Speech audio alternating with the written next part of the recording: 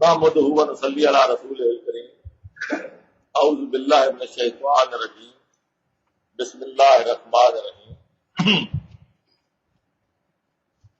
وقال الذین کفروا للذین آمنوا لو کان خیرا ما سبقونا الیہ وَإِذْ لَمْ يَهْتَدُوا بِهِ فَسَيَقُولُونَ هَذَا إِفْكٌ قَدِيمٌ وَمِنْ قَبْلِهِ كِتَابُ مُوسَىٰ إِمَامًا وَرَحْمَةً وَهَٰذَا كِتَابٌ مُصَدِّقٌ لِسَانًا عَرَبِيًّا لِيُنذِرَ الَّذِينَ ظَلَمُوا وَبُشْرَىٰ لِلْمُحْسِنِينَ إِنَّ الَّذِينَ قَالُوا رَبُّنَا اللَّهُ ثُمَّ اسْتَقَامُوا فَلَا خَوْفٌ عَلَيْهِمْ وَلَا هُمْ يَحْزَنُونَ أُولَٰئِكَ أَصْحَابُ الْجَنَّةِ خالدین فیہا جزاء بما کانوا یعملون ووصینا الانسان بوالدیہ احسانا حملتہ امہ کرہا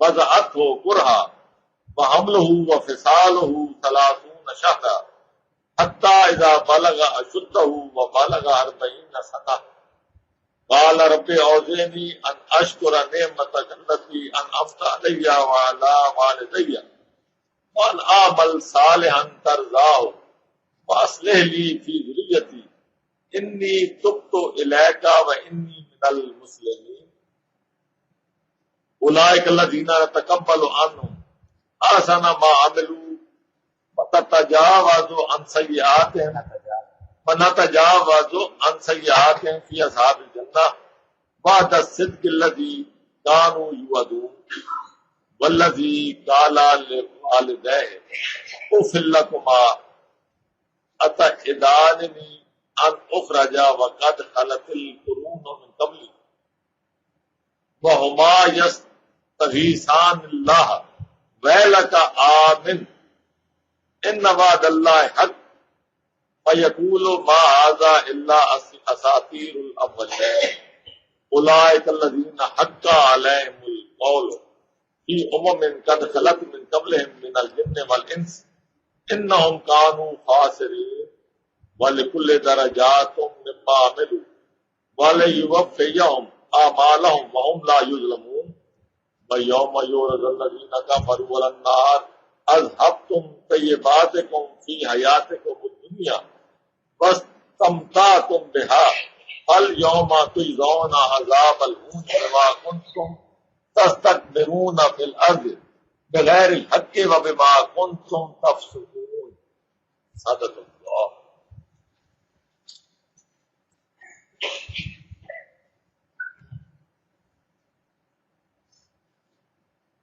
اس سے پہلے ہم جو بات کر چکے ہیں تھوڑی سی اس کو ہم ساتھ ملاتے ہوئے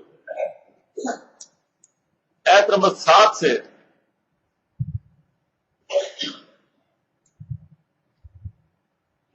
انسانوں کے حوالے سے ایک انسانوں کا رد عمل وَإِذَا تُتْلَىٰ عَلَيْهِمْ آیاتنا جب آپ ان پہ وَإِذَا یہ اذا جو ہے یہ بڑی عجیب بات ہے. اس میں جو ترجمہ ہے وہ بھی اس کی پوری عکاسی کر رہا ہے. اور جب تتلی علیہم آیاتنا ان پر ہماری آیات کی تلاوت کی جاتی ہے. عجیب غریب بات ہے. یعنی آدمی بیٹھے ہیں سارے ایک جیسے ہیں, آپس میں گپے لگا رہے ہیں, آپس میں باتیں کر رہے ہیں, کوئی اختلاف نہیں,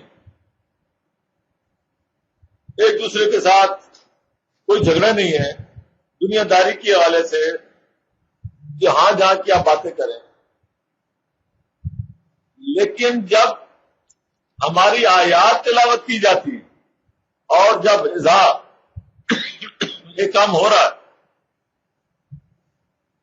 اس میں فرق نہیں ہے. لیکن جب یہ کام شروع ہوتا ہے اب بات سمجھ لیں, یہ اذا جو ہے یہ ایک چلتے کام میں, ایک ہوتے ہوئے کام میں جب کوئی تبدیلی والی بات آتی ہے یعنی انسان بیٹھے رہتے ہیں آپس میں گپے لگاتے رہتے ہیں, کوئی اختلاف نہیں کرتے, کوئی جھگڑا نہیں, کوئی کچھ نہیں. لیکن جب ہماری آیات پڑھی جاتی ہیں تو پھر رویے بدلتے ہیں اور جو مرضی سناتے رہو, قصے کہانیاں, باقی کہاں کہاں سے کتابیں, جہاں جہاں سے شریعت بیان کرتے رہو, جو مرضی کرتے رہو. لیکن جب ہماری آیات سامنے پڑھی جاتی ہیں ٹیسٹ اس وقت ہوتا ہے. کافر بھی یہی کہتے تھے, وہ یہ نہیں کہتے تھے کہ ان کی مسلمانوں کے ساتھ بات ہی نہ کرو, ان کے ساتھ سادہ سلوک نہ لو, ان کی کوئی جھگڑا ہی نہیں تھا. وہ کہتے تھے لا تسمعوا لهذا القرآن, جب یہ قرآن بیان کرے پھر نہ سنو.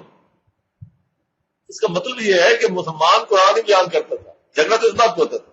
وہ بیان کرتے تھے تو وہ کہتے تھے نا کہ لا تسمعوا لهذا القرآن, باقی باتیں کرو ان کے ساتھ.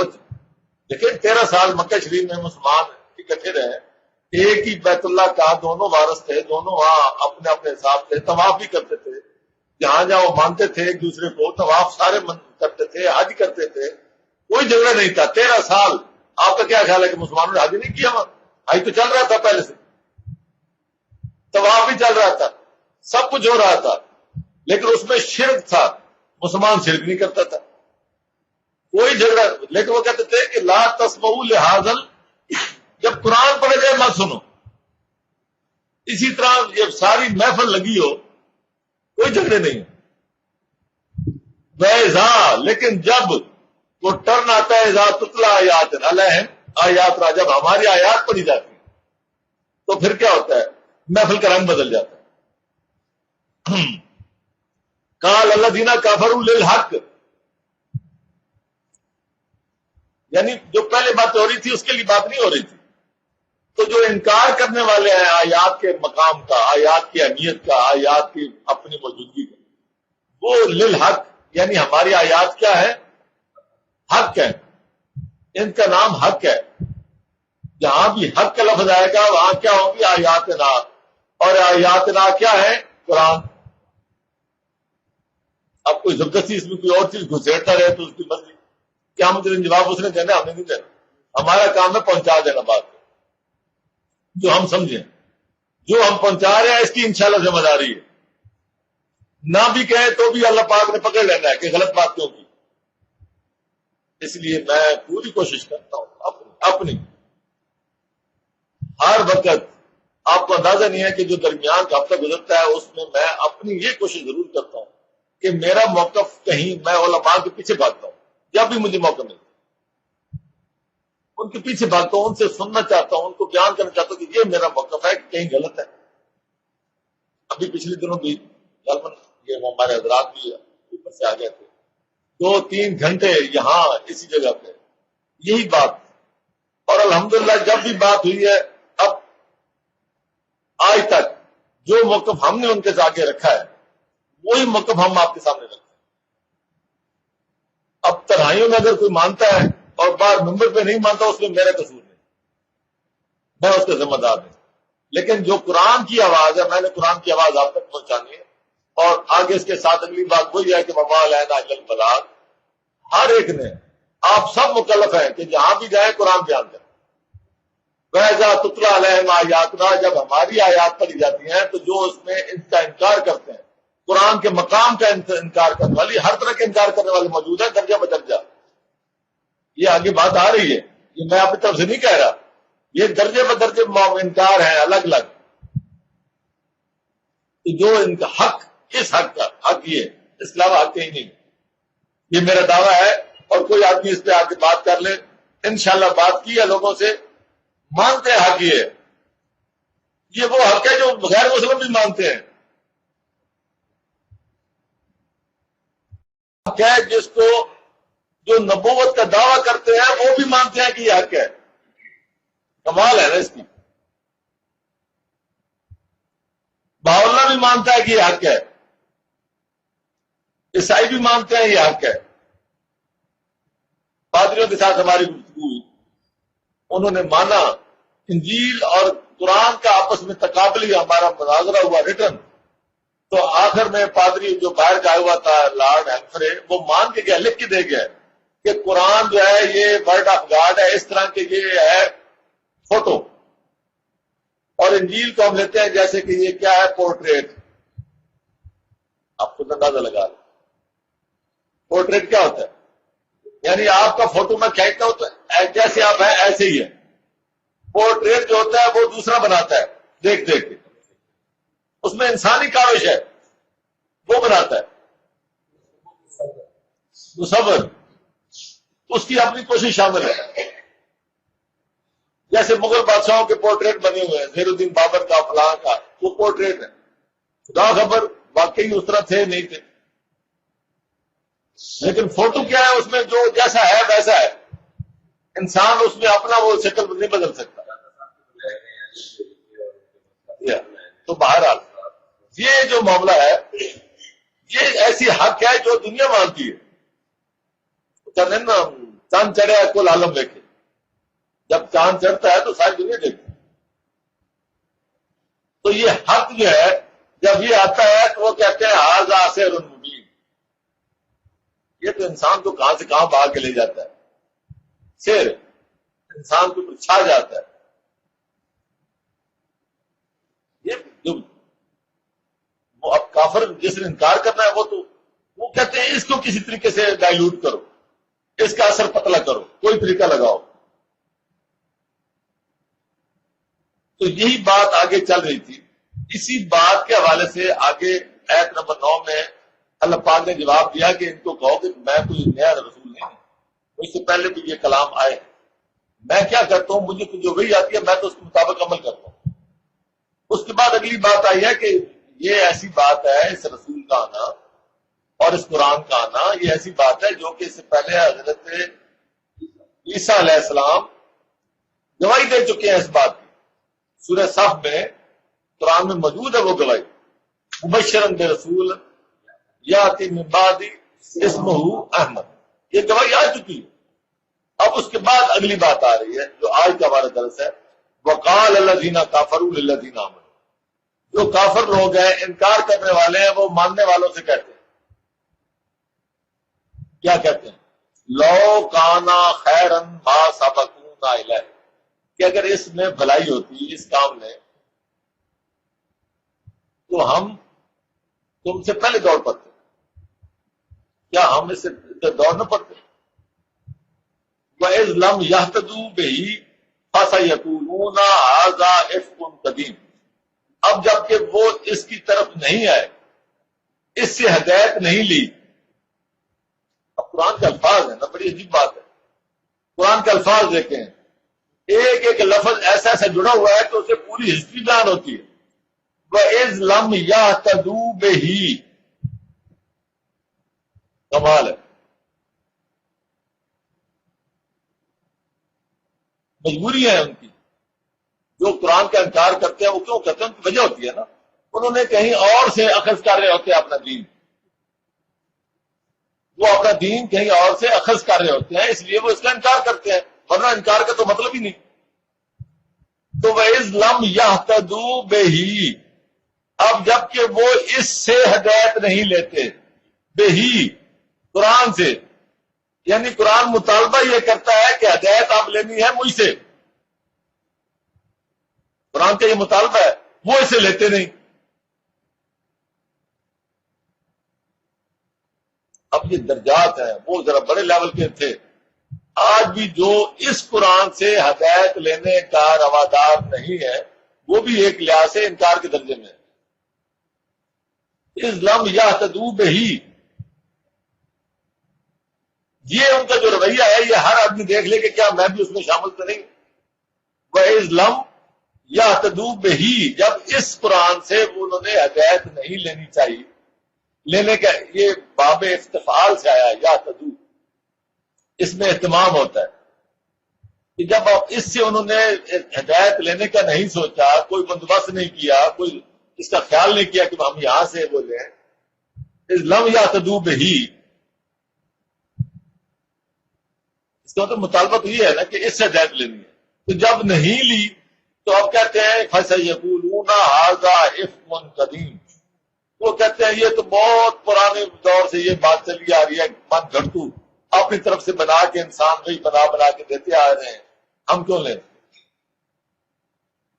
یعنی وہ اس بات کا تو انکار نہیں کرتے کہ اسے لینی ہے کہ نہیں لینی، وہ کہتے ہیں یہ اگر یہ اصل ہوتی تو اسے لے لیتے، یہ تو گھڑی ہے، یہ من گھڑت ہے، یہ اگر اصل ہوتی تو لے لیتے۔ اب انکار کرنے کا بھی یہ طریقہ ہے، ایک انکار کرنے کا اور طریقہ ہے، وہ کہتے ہیں یہ صحیح بات سمجھاتے ہی نہیں، اسے سمجھ ہی نہیں آتی۔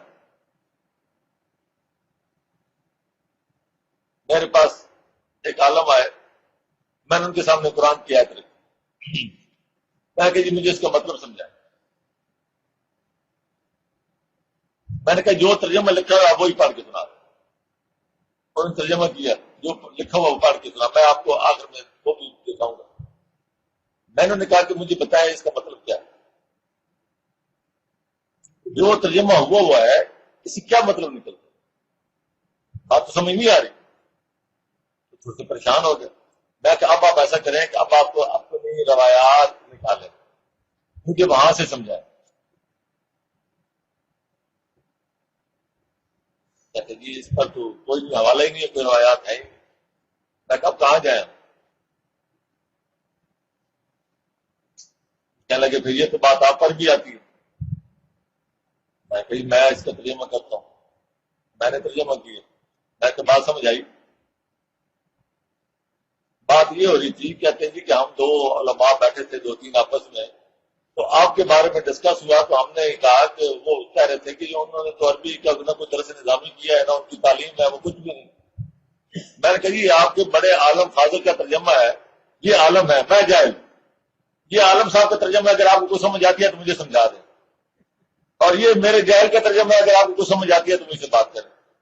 لیکن میرا دعویٰ پھر بھی نہیں ہو، باقی میں نے کوئی درس نظامی نہیں کیا، میں نے کوئی عربی گرامر کا ماسٹر نہیں ہوں، باقی میں تو قرآن کا طالب علم ہوں، اور قرآن الحمدللہ آج تک اس نے مجھے مایوس نہیں کیا کہ قرآن کی سمجھ نہ آئی، آج تک۔ یہ مطلب جب ہم قرآن کی طرف جس ذہن سے آئیں گے نا، وہی قرآن ہمیں آگے سے رسپانس دے گا۔ جو بھی ذہن لائیں گے، اگر اس ذہن کے ساتھ آئیں گے کہ اس سے ہمیں سمجھ نہیں آئے گی تو نہیں سمجھائے گا آپ۔ جو آپ کا ذہن ہے اسی کے مطابق یہ آپ کو رسپانس دے گا کہ ٹھیک ہے بکتو، کیونکہ جو تمہارا عقیدہ ہے، جو تمہارا ایمان ہے، تمہیں اس کے مطابق پھل ملنا ہے۔ ہمارا ایمان ہے کہ قرآن کتاب مبین ہے، خود نام میں سے لگتا ہے ان هو الا قرآن مبین، یہ قرآن مبین ہے، یہ اپنی وضاحت خود کرتا ہے اور کرتا ہے۔ ابھی اگلی آیت آ رہی ہے، وَمِن قبل ہی کتاب موسیٰ امام و رحمت، اور اس سے پہلے کتاب موسیٰ، میں اس لیے یہ کہتا ہوں کہ تورات حضرت موسیٰ پر نازل نہیں ہوئی، ہمارے ہاں عام تصور ہے، ہمارے مفسرین یہی کہتے ہیں کہ تورات حضرت موسیٰ پہ نازل ہوئی ہے، حالانکہ ایسی بات نہیں ہے۔ تورات کتابوں کا مجموعہ ہے، حضرت موسیٰ سے لے کے حضرت عیسیٰ تک، ان سے پہلے جتنے نبی آئے ہیں ان تک جو بھی وحی آئی ہے، ان کی کتابوں کا یا صحیفوں کا مجموعہ جو ہے وہ تورات کہلاتا ہے، اور آج جو تورات ہے وہ اسی چیز کی عکاسی کر رہی ہے، وہ بھی اسی چیز کی دلیل ہے۔ اور قرآن کہیں بھی یہ نہیں کہتا، دیکھو عجیب و غریب بات، جہاں اللہ پاک نے ساری باتیں کلیئر کی ہیں، کیا تورات کے بارے میں اللہ پاک نے یہ بات کوئی چھپا کے رکھنی تھی؟ وَآتَيْنَا دَاوُودَ زَبُورًا، ہم نے داؤد کو کیا دیا؟ زبور دی۔ بڑی کلیئر بات ہے کہ حضرت داؤد پہ زبور کلیئر قرآن کہتا ہے۔ قرآن کے بارے میں قرآن خود کہتا ہے نزل علی محمد، یہ قرآن کس پہ نازل ہوا؟ محمد صلی اللہ علیہ وسلم۔ قرآن کہتا ہے حدیثہ کے بارے میں وَآتَيْنَاهُ الْإِنْجِيلَ، انجیل عیسیٰ، یعنی انجیل کو کس سے منسلک کرتا ہے؟ حضرت عیسیٰ کے ساتھ۔ لیکن قرآن کہیں بھی یہ بات نہیں کرتا کہ ہم نے موسیٰ کو تورات دی، کہیں بھی کتاب دی، حضرت ابراہیم کو کتاب دی، فلاں سب تو کتاب دی، ان کے صحائف ہیں. ایک جگہ پہ آتا ہے نا کہ انہ لفی صحف الاولی صحف ابراہیم و موسیٰ. صحیح، ہاں جی، صحائف میں لے جو کہ اپنی جگہ پہ مکمل تھے. میں صرف ایک علمی آپ کو تصحیح کر رہا ہوں کہ تورات نام کی کتاب جو ہے وہ حضرت موسیٰ پر پوری اس طرح ایز نازل نہیں ہوئی کہ وہ حضرت موسیٰ کی طرف سے ملی.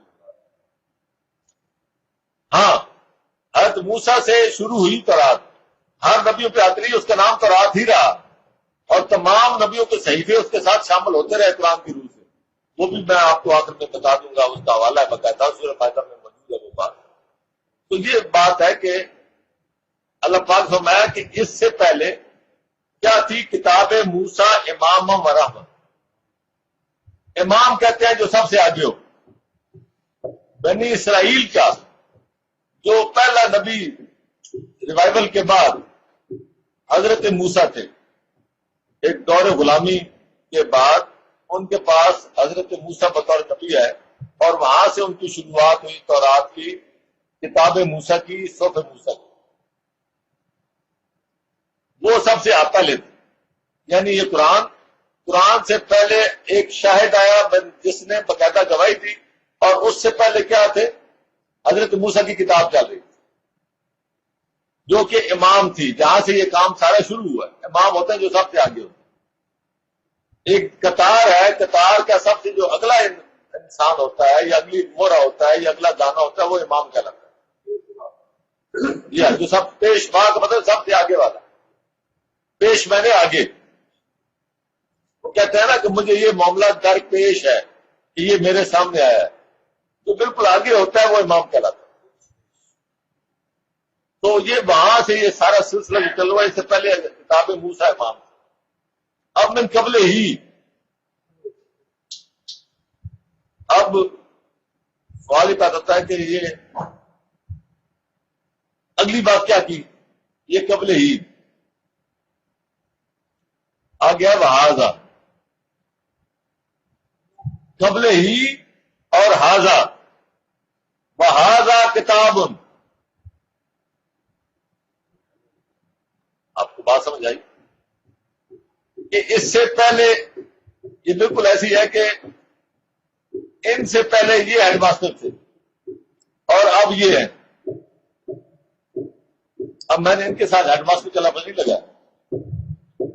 ان سے پہلے وہ ہیڈ ماسٹر تھے، عبد الرحمان ہیڈ ماسٹر تھے، وہذا کتاب، اور اب یہ ہے.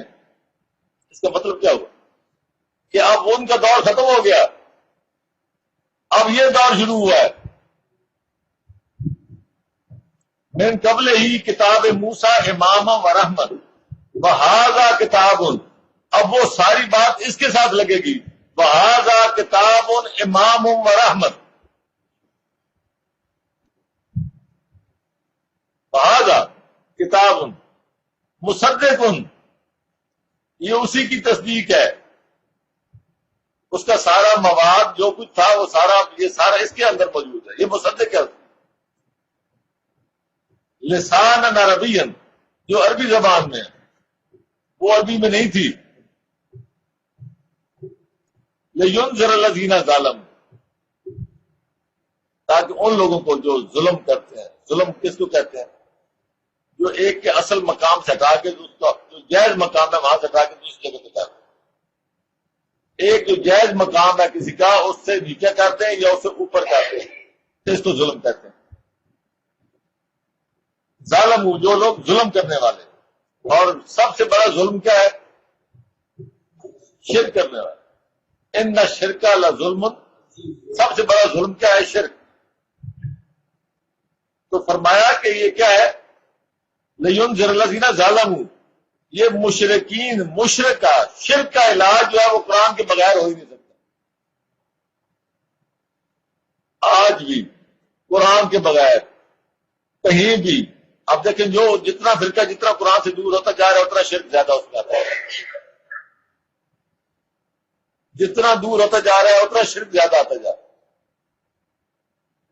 اور آج بھی علاج ہے اس بات کا، فرقے کو ختم کرنے کا علاج صرف قرآن ہے. اور فرقے تب ہوں گے جب شرک ختم ہوگا، اور شرک کو ختم کرنے کا علاج کس کے پاس ہے؟ قرآن کے پاس ہے۔ آپ جتنے مرضی زور لگا لیں، اتحاد بین المسلمین، ہمارے علماء کا یہ بھی ایک ظلم ہے، میں یہ سمجھتا ہوں۔ تمام فرقے کو اکٹھا کر کے اتحاد بین المسلمین کانفرنس جیسے آئے تھے ویسے ہی، کون ہے جی سٹیج پہ؟ اب وہ شیعہ صاحب کھڑا آئیں گے، اب وہ دیوبندی آئیں گے، ان کے نمائندے آئیں گے، اور سارے دعوے کر رہے ہیں اتحاد بین المسلمین۔ یہ منافقت ہے۔ داغ سجدہ لیے مسجدوں سے نکلے پتھر، ہاں داغ سجدہ لیے جبینوں پہ مسجدوں سے نکلے باوضو پتھر، سنگ دل، سخت مزاج، بس صرف داغ لے کے نکلے، جب اندر ہی نہیں بدلا۔ سجدے نے کیا بگاڑ لی؟ اتحاد بین المسلمین ہو ہی نہیں سکتی جب تک آپ قرآن کی طرف نہیں آئیں گے، جب تک آپ قرآن کو امام نہیں بنائیں گے۔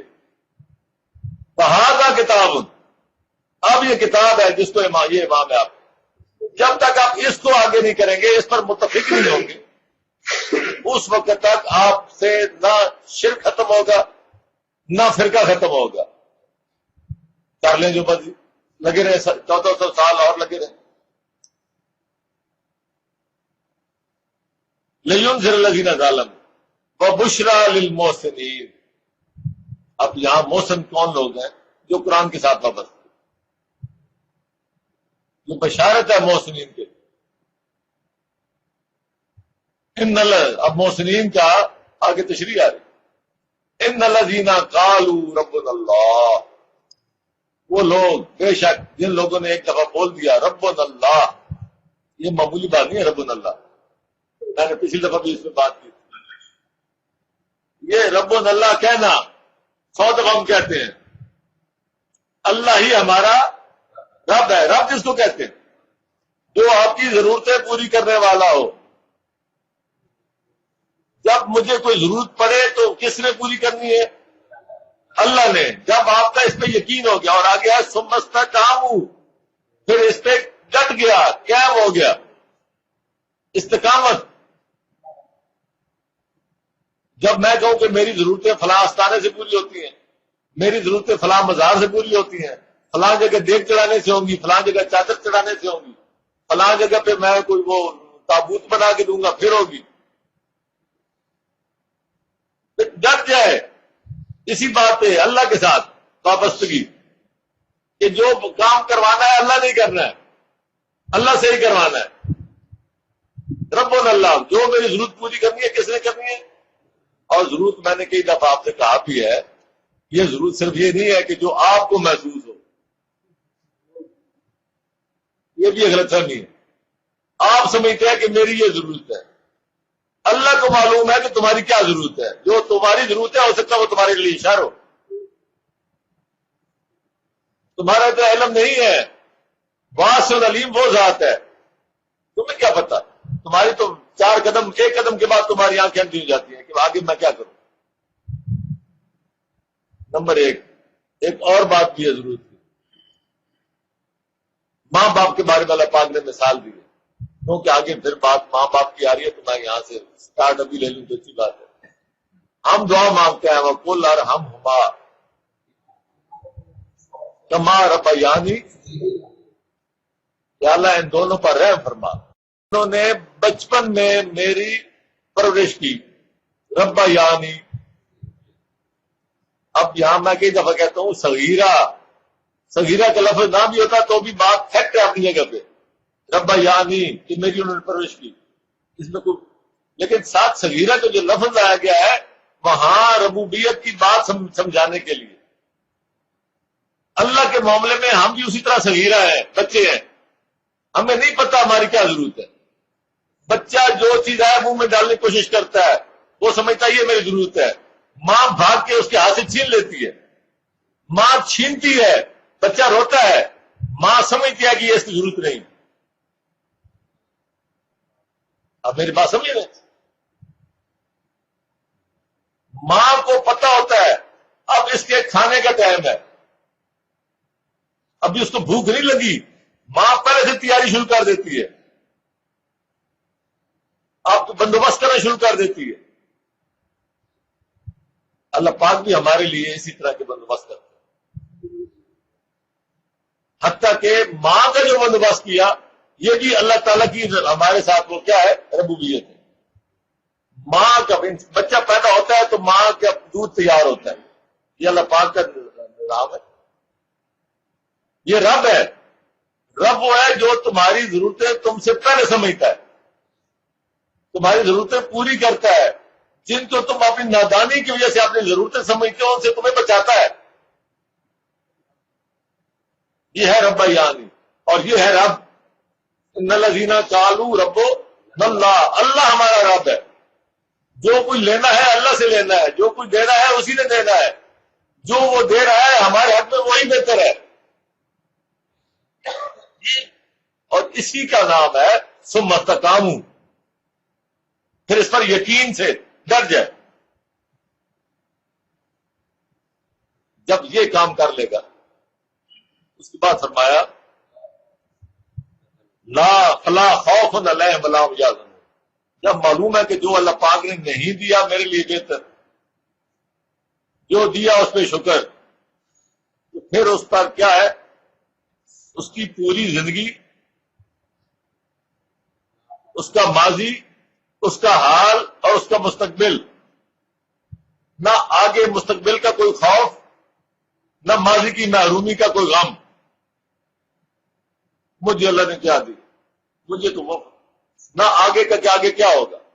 یہ استقامت جو ہے یہ انسان کے اندر ایک نیا جہان پیدا کرتی ہے،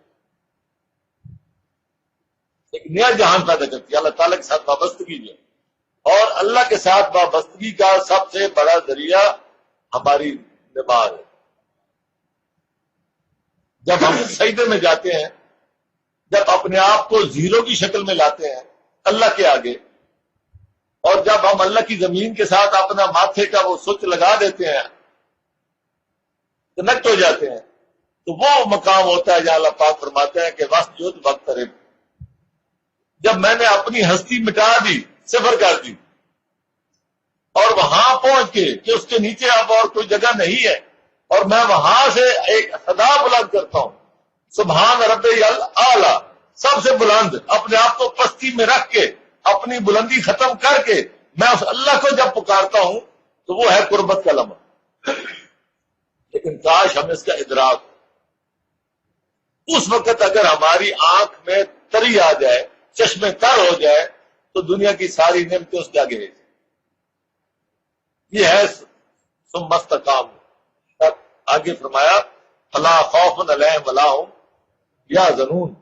یہ مستقبل جو ہے یہ صرف دنیا کا مستقبل نہیں ہے، یہ قیامت کو بھی ہنستے کھیلتے جائیں گے۔ یہ کوئی معمولی معاملہ نہیں ہے۔ لا خوف ولا علیہم ولا هم یحزنون، اس پر اگر بات میں کرنا چاہوں تو 2 گھنٹے اور لگیں۔ یہ کوئی معمولی وہ سٹیپس نہیں ہے، مرلے نہیں ہے معمولی۔ جان دینا، وہ جو آتا ہے نا، جان دی ہوئی اسی کی تھی، یہ مرحلہ ایسے نہیں آتا، یہ ثم استقاموا سے آتا ہے۔ اس کے بعد پھر انسان جان پہ کھیل جاتا ہے۔ کیوں کھیل جاتا ہے؟ آگے اس کے لیے جو نعمتیں تیار ہیں۔ آپ کو ایک ولیمے کی یہاں دنیا میں کوئی آپ کو کارڈ ملے نا، اور کسی اچھے گھر سے آئے تو آپ کا انتظار شروع ہو جاتا ہے کہ کب ٹائم آتا ہے، کب وقت آتا ہے،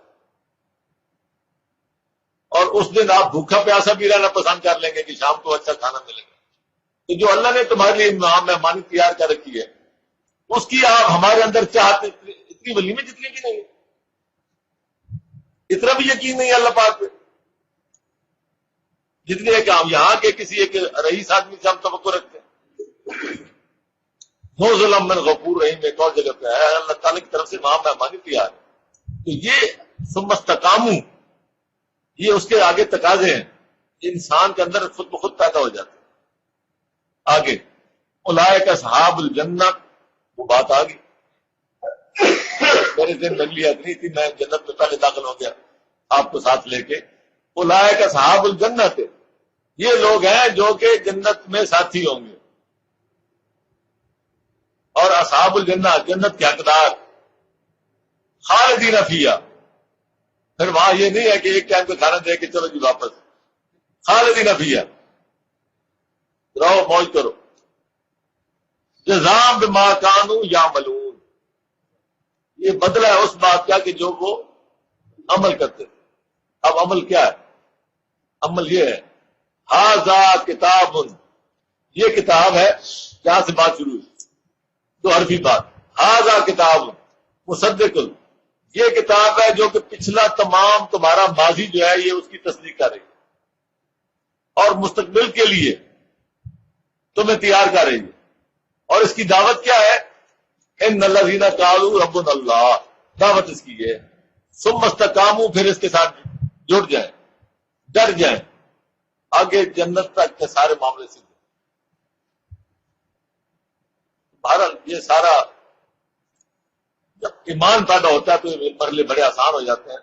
ایمان کے بغیر دیکھیں یہ مسلمان ابھی ہم دنیا کی نظروں میں اپنی نظروں میں بھی گیا گزرے مسلمان اب بھی، لیکن اللہ سے جتنا تھوڑا بہت بھی تعلق ہے نا، آپ دیکھیں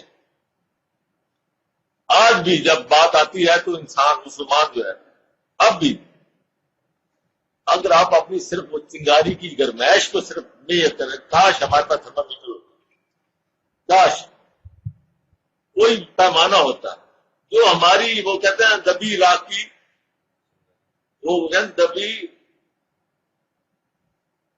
رات اندھیر ہے، مجھے اس کا ہاں مجھے اندھیر ہے. ہاں مسلمان نہیں راکھ کا، اس راکھ میں بھی جو چنگاری ہے نا اب بھی، اس چنگاری کی تپش سے پوری دنیا آج بھی ڈرے گی. آپ اندازہ لگائیں گے تو ساری دنیا متفق ہے، اوپر سے نام لے رہے ہیں دہشت گردی کے خلاف، اندر ان کو تکلیف جو اشکار ہے نظر آ رہی. جان پہ کھیلنے والے جب تک موجود ہیں کوشش ان کی یہ ہے کہ ان کو ڈائیورٹ کر دیا جائے، کسی کو تتر بتر کر دیا جائے، ان کو اور طرف لگا دیا جائے، آپس میں لڑا دیا جائے، یہ کوشش تو یہ ہے.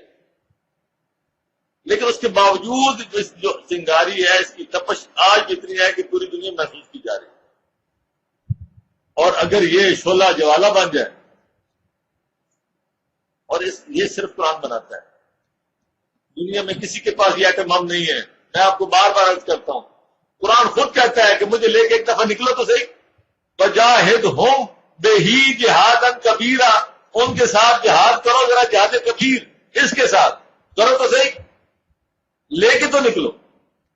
ہم نے خود ہی اپنی وہ گدھے کے گلے میں وہ لال ڈال تو اس کو قدر ہی نہیں ہے، یہ ہمیں لال ملا ہوا ہے، ہم گدھے بنے، ہمیں اس کی قدر و قیمت کا اندازہ ہی نہیں ہے.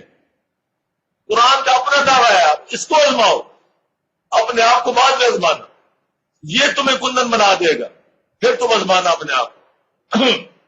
ابھی اس کو تو لے کے نکلو، اس چلو آزمانے کے لیے اس کو لے کے نکلو، کرو تو صحیح.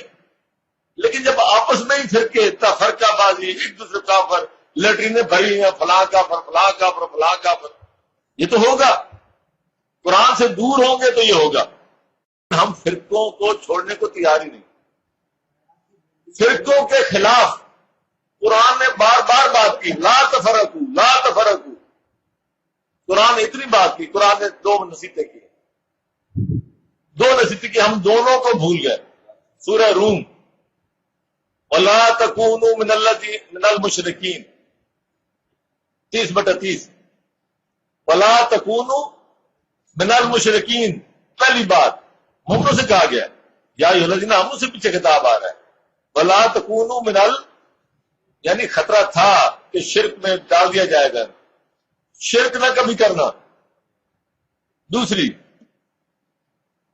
مِنَ الَّذِينَ فَرَقُوا فِي دِینِہِمْ، نہ ان لوگوں میں ہو جانا جنہوں نے دین میں فرقے بنا دیے. وَكَانُوا شِيَّعًا، اور گروہ در گروہ ہو گئے.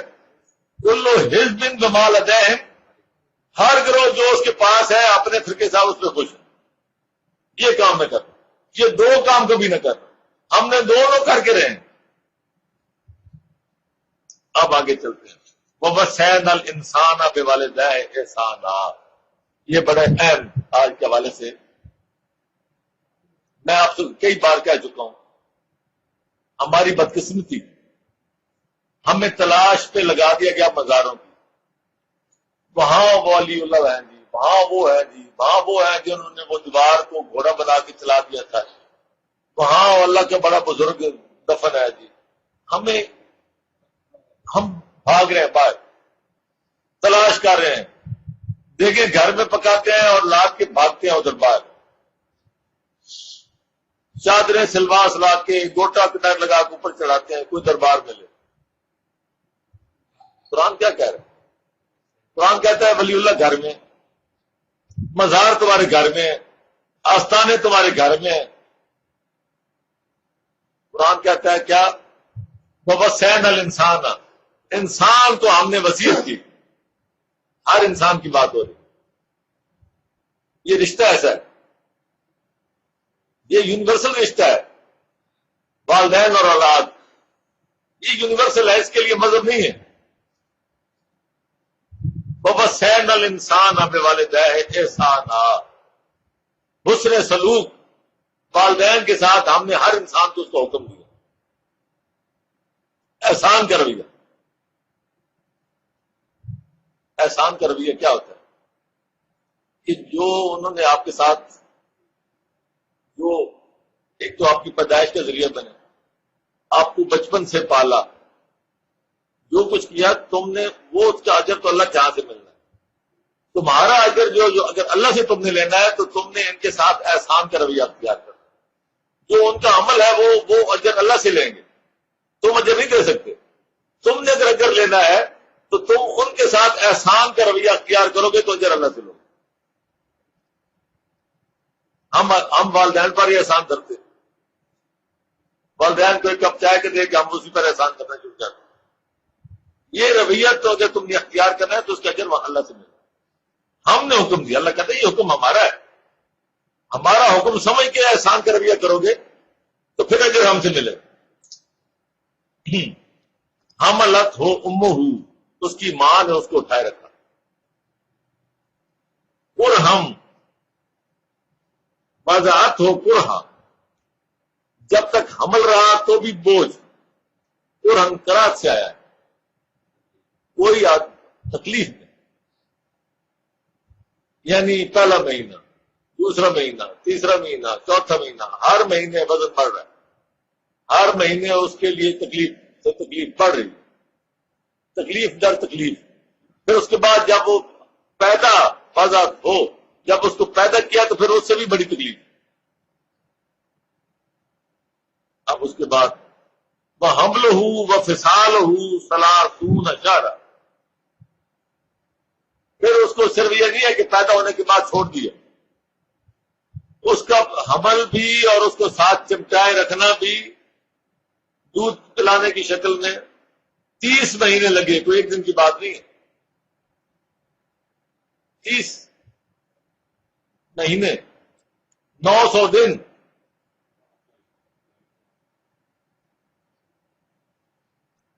حتی اذا بالغ اشدہ، یہاں تک کہ وہ جوان ہو جائے، خود کفیل ہو. پھر اس کے بعد اگلی سٹیج آئی، وہ بالغ 40 سنہ، پھر وہ 40 سال کا ہو. یہ 40 سال کا قرآن نے آج سے 1400 سال پہلے بات کی تھی. ہم لوگ قرآن کے عادی نہیں، کبھی کسی کو غور ہی نہیں کیا کہ 40 سال قرآن نے کیوں کہا. اب نہیں، اب میڈیکل سائنس بولتی ہے کہ 40 سال تک انسان کی جتنے ڈیولپمنٹس جتنے بھی ہیں وہ ساری کی ساری 40 سال تک مکمل ہوتی ہیں. اب مانتے ہیں بھیا انسانی ڈیولپمنٹ صرف جسم نہیں ہے، انسان کی سوچ، انسان کی فکر، انسان کے تجربات، انسان کا شعور، یہ ساری چیزیں، انسان کا سارا تمدن، یہ سارا مل کے ایک واضح اور فکر جو انسان مکمل بن کے ڈھل کے سامنے آتا ہے تو وہ 40 سال لگتے ہیں انسان کو تیار ہونے میں. اس لیے ہمارے عام مفسرین نے جو لکھا ہے، قرآن نے بات نہیں کی، لیکن یہیں سے انہوں نے یہ اخذ کیا ہے کہ ہر نبی کو جو رسالت ملی ہے وہ 40 سال کے بعد ملی، سوائے حضرت عیسیٰ کی، ان کا معاملہ اور ہے۔ پتنی میں کہتا ہوں آخری موت تک ہوتا ہے، وہ تو کوئی مسئلہ ہے، میں کہتا ہوں دودھ کا اثر ہی موت تک ہے۔ آگے اس کے بعد جناب بات آتی ہے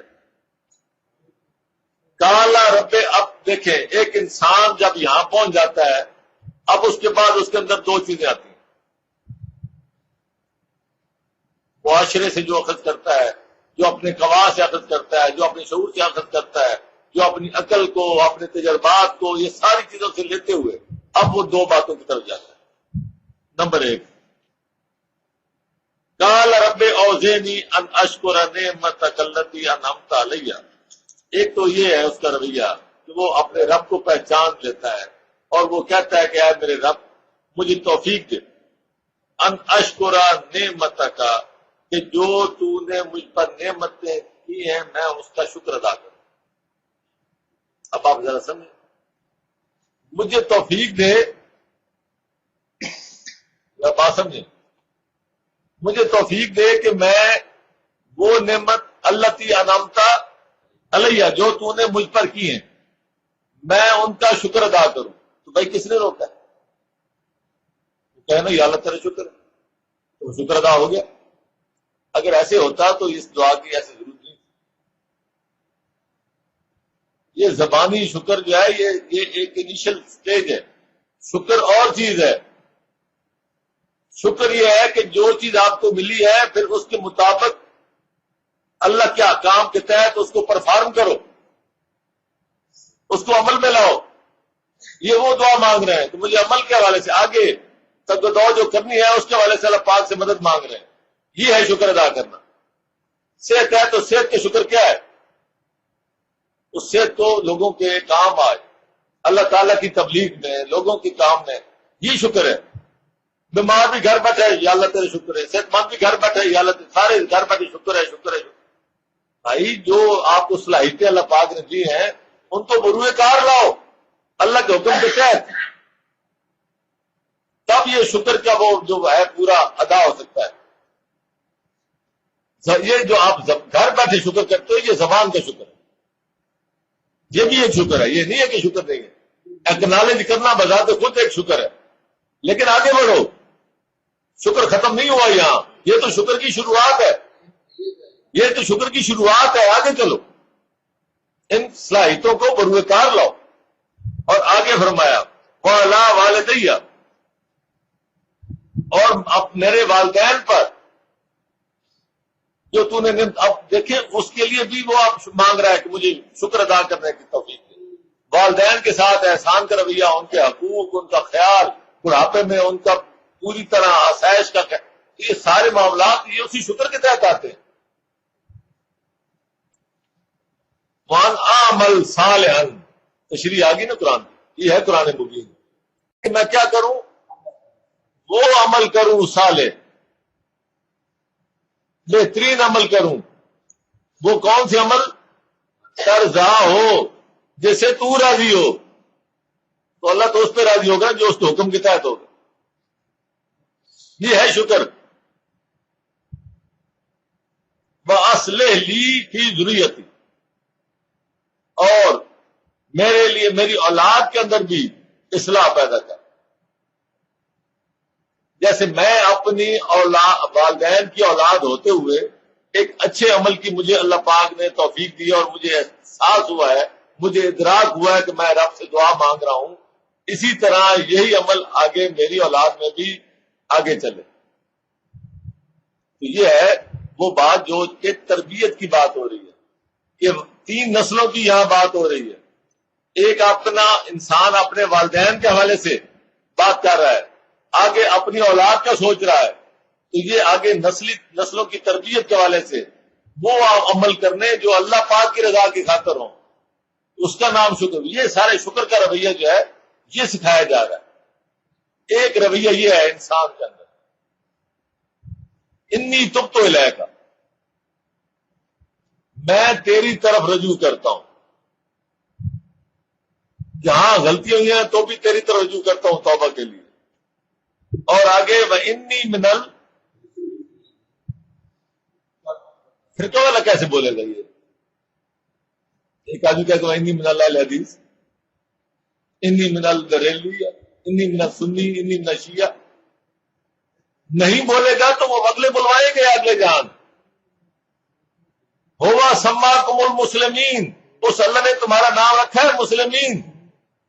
تم کیا تھے دنیا میں؟ تعارف کیا تھا تمہارا؟ مسلم تو تمہارا کامن تھا، لوگ تمہیں مسلم کہتے تھے، یورپ والے تمہیں مسلم کہتے تھے. تم اپنے آپ کو کیا کہتے تھے؟ اپنی بات کرو، اپنی بات کرو. یہ اپنی بات کر رہا ہے، انی میں ہوں من المسلمین. یہ اپنی بات کر رہا ہے، یہ لوگوں کو نہیں کہہ رہا ہے کہ لوگ مجھے مسلم کہتے ہیں. ہمارے ہاں لوگ کہتے ہیں کہ ہمیں مسلم، لیکن ہم کیا ہے؟ اللہ اکبر. کہاں کے چلے؟ امت خرافات میں کھو گئی. اولئک الذین، یہ وہ لوگ ہیں، نتقبل عنہم احسن ما عملوا، کہ جو یہ بہترین عمل کریں گے ہم ان کو ضرور قبول کریں گے. ذرا دیکھیں، جب اب اس کو واپس بیک پروسیس، مسلم کہلاتے ہوئے، شکر کا رویہ کرتے ہوئے، اعمال اچھے کرتے ہوئے، اللہ کی رضا کے سامنے اپنے والدین کے ساتھ حسن سلوک کرتے ہوئے، اب دیکھیں یہ پورا سسٹم. یہ وہ لوگ ہیں جن کے بارے میں اللہ پاک فرماتا ہے کہ ہم ان کے تمام اچھے اعمال قبول کریں گے.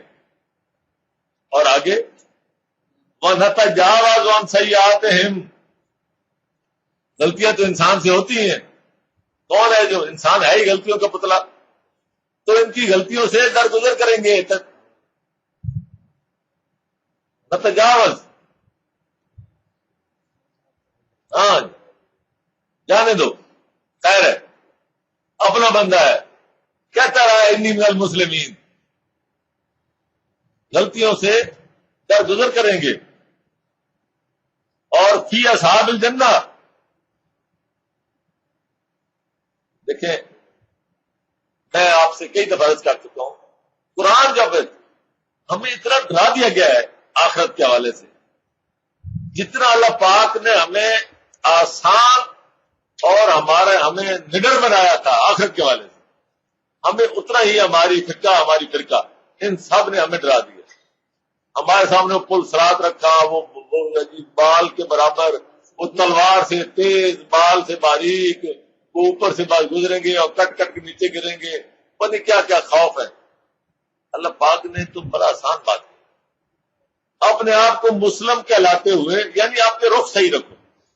رخ اگر صحیح ہے، نتجاوز عن سیئاتہم، یہ معمولی خوشخبری نہیں ہے، یہ کوئی معمولی خوشخبری نہیں ہے. غلطیاں ہو جاتی ہیں انسان سے. اللہ پاک کہتا ہے کہ تم سے ہوگی، تم سیئات بھی لے کے آؤ گے، لیکن اگر تمہارا رخ ٹھیک ہوا، ویری سمپل، آسان معاملہ. نتجاوز، ایک جگہ پہ اللہ تعالیٰ نے فرمایا کہ شرک کے علاوہ میں ہر گناہ معاف کر سکتا ہوں. شرک کیا ہے؟ شرک آپ کو یکسو نہیں رہنے دیتا، رخ آپ کا ایک طرف نہیں رہنے دیتا، آپ کا رخ بدلواتا ہے.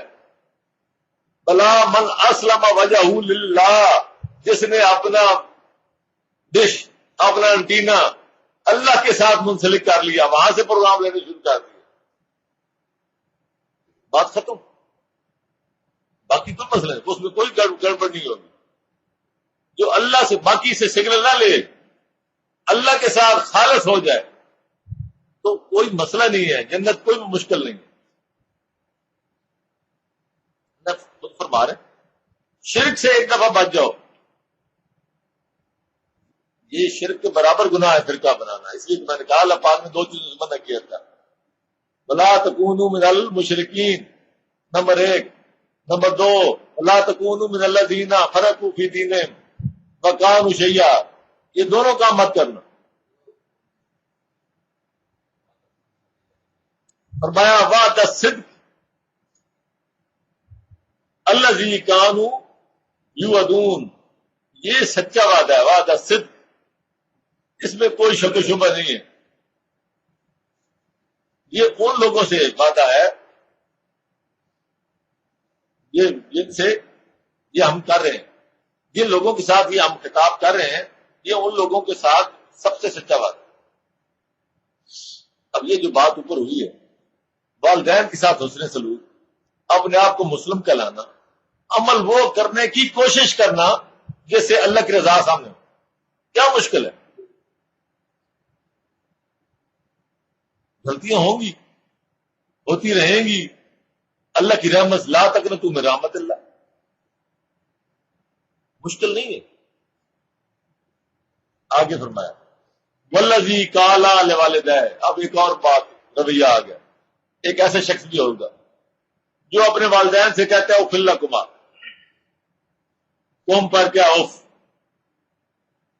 کیا مصیبت ہے. اتعداننی ان اخرج وقد خلت القرون من قبل، کیا تم مجھے اس بات پہ آمادہ کرتے ہو کہ میں دوبارہ نکالا جاؤں گا، جبکہ مجھ سے پہلے کتنے گزر چکے، نہ کوئی قیامت آئی، نہ کوئی حساب ہوا، نہ کچھ ہوا، ہزاروں سال گزر گئے، کچھ ہی نہیں ہوا. وَهُمَا يَسْتَغِيثَانِ اللَّهَ، اور وہ دونوں والدین جو ہے وہ اللہ تعالیٰ سے فریاد کرتے، وَيْلَكَ، اور تجھ پر افسوس ہو، آمن، ایمان لا، اللہ سے مدد مانگتے ہیں، اس کے لیے دعا کرتے ہیں، اور اس کو کہتے ہیں وَيْلَكَ، اس تباہی میں جا رہا ہے کم وقت، آمن، ایمان لا، مان، ان وعد اللہ حق، اللہ کا وعدہ سچا ہے. فَيَقُولُ مَا هَذَا إِلَّا أَسَاطِيرُ الْأَوَّلِينَ، لیکن وہ آگے سے کیا کہتا ہے کہ یہ کیا ہے، یہ ساری پرانی کہانی ہے. اولئک الذین، یہ وہ لوگ ہیں، حق علیہم القول فی امم قد خلت من قبلہم من الجن والانس انہم کانوا خاسرین، کہ یہ وہ لوگ ہیں جن کے بارے میں جو ہم کہتے رہے، جو ان کے بارے میں ہم احکام دیتے رہے ہیں، ان کی ہم انجام بتاتے رہے، وہ ان کے ساتھ پورا ہو. اگلی بات وَلِكُلِّ دَرَجَاتٍ مِّمَّا عَمِلُوا، یہ ہے اہم بات. ہاں جی، وَلِكُلِّ دَرَجَاتٍ مِّمَّا عَمِلُوا، ہر ایک عمل کرنے والے کے درجات ہیں، سب ایک جیسے عمل نہیں کرتے، ہر انسان کا اپنا اپنا درجہ ہے.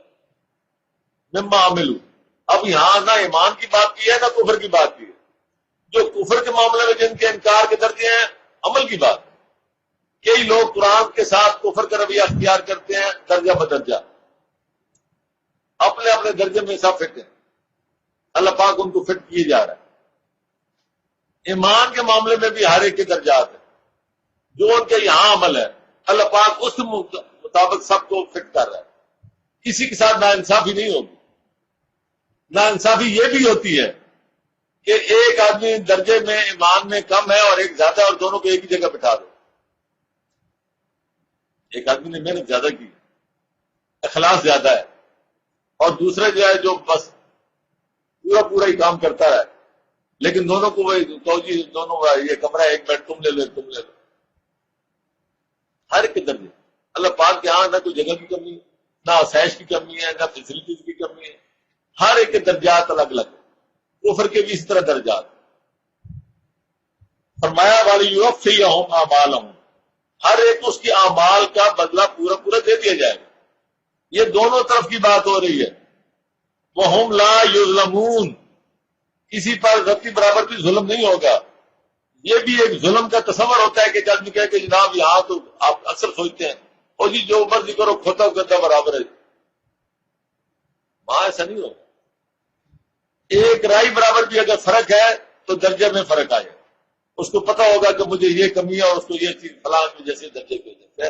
ایک رائی برابر بھی جو معاملہ ہے اللہ تعالیٰ کے ہاں کیلکولیشنز اور فیسلٹیز اور سپیس کسی کی کمی نہیں.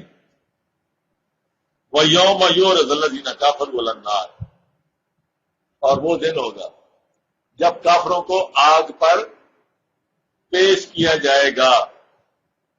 یہ کافر جب بھی ہم کہتے ہیں تو ہمارا ذہن فوراً آتا ہے کہ واہ غفار. کافر جب بھی بات آئی فوراً ذہن نے اڑان بھری اور واہ غفار. یہ کافر ادھر ہے. ہر وہ شخص جس کے سامنے جو چیز پیش کی جا رہی ہے کیا وہ اس کو اس طرح لے رہا ہے؟ کسی نہ کسی درجے میں کسی نہ کسی طریقے سے کوئی نہ کوئی بہانے سے انکار تو نہیں کر رہا. یہ کسی نہ کسی درجے میں کفر میں کوئی نہ کوئی آ رہا ہوتا ہے. اللہ تعالیٰ بچائے سب کو. اذھبتم طیباتکم فی حیاتکم الدنیا بس تمتعتم بہا، کہ تم جو دنیا میں جس کے بل بوتے پہ تم دنیا کی آسائشوں پہ، دنیا کی سہولیات پہ، دنیا کی لذتوں پہ، دنیا کے مفادات پہ جس پہ تم اتراتے تھے، وہ تو تم سارے وہیں چھوڑ کے آ گئے. جو تمہیں سیدھے راستے پہ نہیں آنے دیتی تھی، ہماری بات ماننے کو تیار نہیں ہوتے تھے. تم مجھے دو واقعی یاد آ رہے ہیں لاہور کے ہیں، میں نام نہیں لوں گا. جو لوگ اس وقت میرے ساتھ موجود تھے ان کو پتا ہے.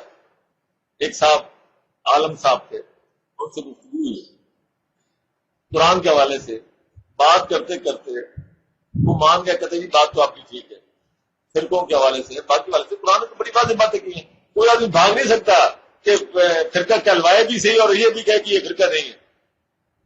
یہ تو جری ہونے والی بات ہے نا. لیکن اللہ کے ہاں تو یہ ایسا نہیں چلے گا. میرے غریب کے آگے تو ٹھیک ہے، بات کر لیں گے. ہمارا تو مشن یہی ہے لوگوں کو کہ قرآن کی طرف لاؤ اور فرقوں سے بچاؤ. یہی ایک مشن ہے. نہ ہم خلافت کے دائی ہیں نہ کسی اور چیز کے دائی. ہم تو دائی ہیں واقعی لوگوں کو آمادہ کرنے کے، وہ اپنے آپ کو مسلم ہی کہلائیں. میں تو اس حد تک کہتا ہوں کہ ایک انسان اگر آپ کو اپنے آپ کو کسی فرقے کے ساتھ ہے، اگر وہ اپنا مسلم کہلانا شروع کر دے تو وہ اپنے وہ عقائد بے شک بعد میں سے چھوٹیں گے. کیوں کہ پھر ان کی بنیاد علمی بنیاد بن جائے گی. وہ علم کی بنیاد پہ پھر ان کو پرکھے گا. اب وہ ان کو پرکھتا ہے اور ان کا دفاع کرتا ہے اپنے فرقے کے لحاظ سے. لیکن اگر وہ اپنے آپ کو مسلم کہلانا شروع کر دے تو اس کا تعصب ختم ہو جائے گا. پھر وہ خود بخود اس کے اندر تبدیلیاں آنی شروع ہو جائیں. یہ ممکن ہی نہیں ہے. اصل ہوتا ہی ہے کہ جو تم ہو، دیکھیں ایک آدمی شیعہ بن کے قرآن کھولنے گا تو وہ اپنے اس کو سارا اپنے رنگ، جس رنگ کی ہے نا کیا اسی رنگ کا سب کچھ نظر آئے. یہ بات ہی نہیں. تو یہ میں بات کر رہا تھا کہ مجھے ایک عالم صاحب سے اس طرح، تو میں نے کہا کہ جناب آپ یہ جو آپ بات میرے آگے کرتے ہو، میرے آگے مانتے ہو، آپ ممبر پہ تو نہیں کہتے. مجھے اب ایک اور عالم بھی ساتھ یاد آ رہے ہیں، تین. ایک عالم نے جواب دیا جناب کہ ہر بات جو ہے وہ ممبر پہ کہنے کی نہیں ہوتی، پہلی بات. دوسرے عالم نے جواب دیا کہ جناب بات یہ ہے کہ میں پورے ضلع کا خطیب ہوں، مجھے گاڑی ملی ہے، مجھے 18ویں گریڈ کا میں بندہ ہوں. میں اگر آج یہ کہنا شروع کر دوں تو میں یہ ساری فیسلٹی ہے سارا وہ تو مجھے اٹھا کے باہر پھینک دیں گے. خالص مسلم یہاں کون مانتا ہے؟ اذھبتم طیباتکم فی حیاتکم الدنیا، وہ ساری چیزیں تم وہیں چھوڑ کے آ گئے ہو.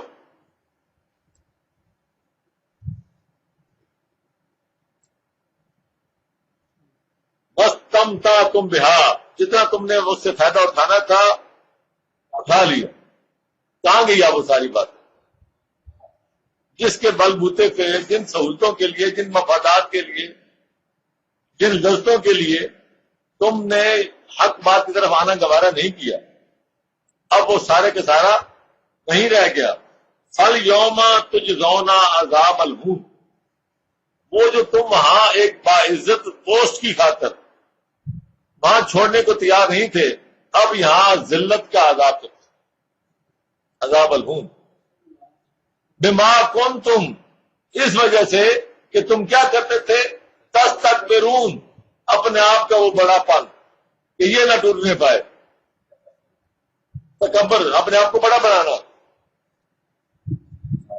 فی الارض، دنیا میں بغیر حق، بغیر کسی دلیل کے. قرآن کچھ کہتے ہیں، کہتے کچھ. یہ کیسے ممکن ہے؟ ذرا بات سمجھے ذرا. یہ کیسے ممکن ہے کہ ایک قرآن اور اسی سے ایک اہل حدیث ہو، اسی سے ایک جو بندی ہو، اسی سے ایک بریلوی ہو، تینوں ماننے والے ہوں، سارے قرآن کرتے ہوں. کہیں تو غلطی ہے نا. ایک کہتا ہے میں شیعہ ہوں، ایک کہتا ہے جناب کہ وہ آپ وہاں سے گزر جائیں بہشتی دروازے سے تو آپ جنتی ہو جائیں گے. قرآن ایک ہے، تعلیم ایک ہے.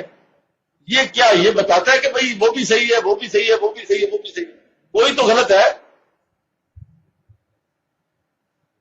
بغیر حق اس کے بغیر سب چل رہے بغیر الحق. وَبِمَا كُنتُمْ تَفْسُقُونَ. عجیب و غریب فکریں ہیں قرآن کی. قرآن ایسے فکریں نہیں دیتا، ایک ایک لفظ موتیوں کی جگہ پہ. قرآن کے الفاظ ایسے نہیں.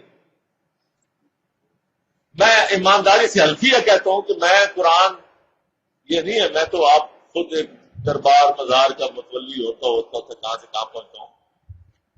مجھے اگر کھینچا ہے تو قرآن کے الفاظ نے کھینچا ہے، اس کی بندش، اس کے الفاظ.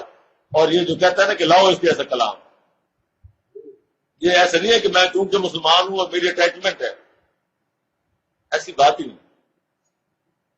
قرآن کے اپنے الفاظ، ایسی بندش، عجیب و غریب الفاظ استعمال کرتا ہے اور ایسے ایسے موقع پہ کرتا ہے آدمی حیران ہو جاتا ہے.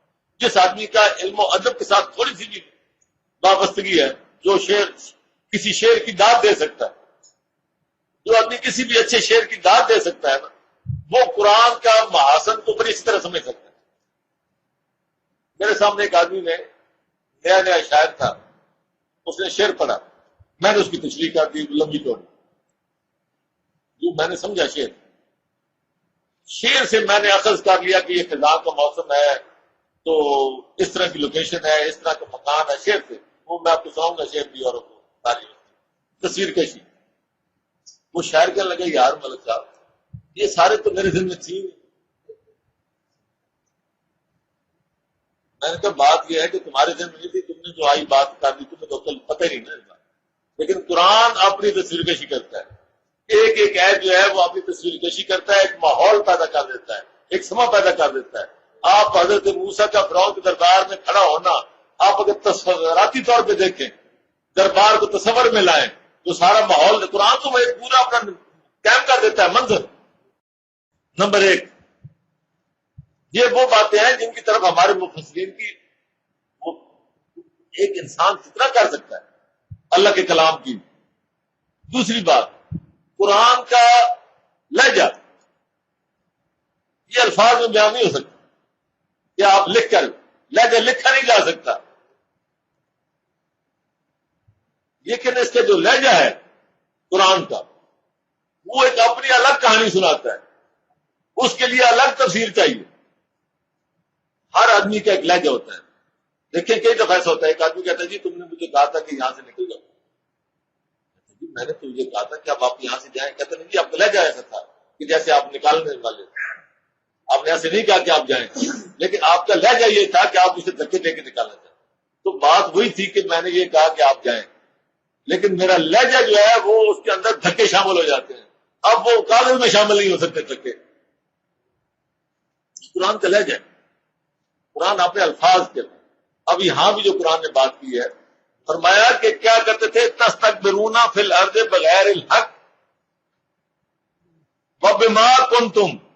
دو لفظ آئے ہیں، بما کنتم تستکبرون اور آگیا بما کنتم تفسقون. تفسقون دو رویے ہیں انسان کے، جو سیدھے راستے پہ نہیں آتا یا اپنے جگہ چھوڑتا نہیں ہے، قرآن کے پیچھے نہیں چلتا. دو وجہ، ایک اس کی ذات کا تکبر کہ میرا مقام ہے، میں یہاں ہوں، مجھے عالم کہتے ہیں، میں علماء ہوں، میں اپنے فرقے کا یہ ہوں، میں وہ فرقہ چھوڑ دوں گا، میں کدھر جاؤں گا، میرا تکبر کہاں جائے گا. وہاں میں صدر ہوں، جنرل سیکرٹری ہوں اپنی تنظیم کا، میں اس کو چھوڑ دوں، میں کہاں رہ جاؤں. میں نے اپنے وہ فرقے کے کوٹے پہ میں پتہ کہاں کا پہنچا ہوں، میں کہاں جاؤں. یہ تکبر ہے. دوسرا ہے ایک اور رویہ، وَبِمَا كُنتُمْ تَفْسُقُونَ. دوسری یہ وجہ کہ قرآن فسق کس کو کہتے ہیں؟ دائرے سے باہر جانا. ایک حد ہے، حد سے باہر ہے. آپ کے لیے ایک حد مقرر کی گئی، آپ اس حد سے باہر چلے جائیں.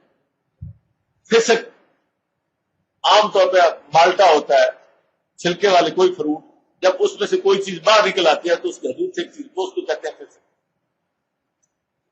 حد سے باہر نکل جانا، اس کو توڑ کے باہر جانا۔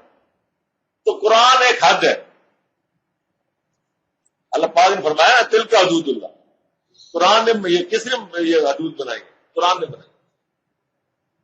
اللہ پاک نے جو احکام دیے ہیں، ایک انسان ان کو اس طرح توڑ موڑ کے فسق کر کے احکام کو توڑ کے کسی اور چیز کا نام لے کے کہ فلاں نے یہ بتایا، فلاں عالم نے یہ بتایا، فلاں نے یہ کیا، اس کے فلاں کتاب میں یہ لکھا ہے، بدایا میں یہ لکھا ہے، نہایا میں یہ لکھا ہے، اس میں یہ لکھا ہے، یعنی قرآن کو چھوڑ دینا اور اس کے احکام کو کسی کی ٹیک میں توڑ کے آگے نکل اس طرح عمل کرنا۔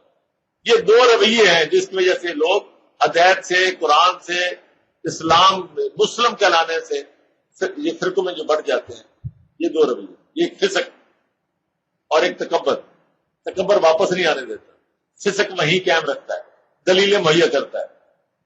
تکبر واپس نہیں آنے دیتا اور جو فسق ہے وہ وہیں قائم رکھنے میں مدد دیتا ہے۔ ہمارا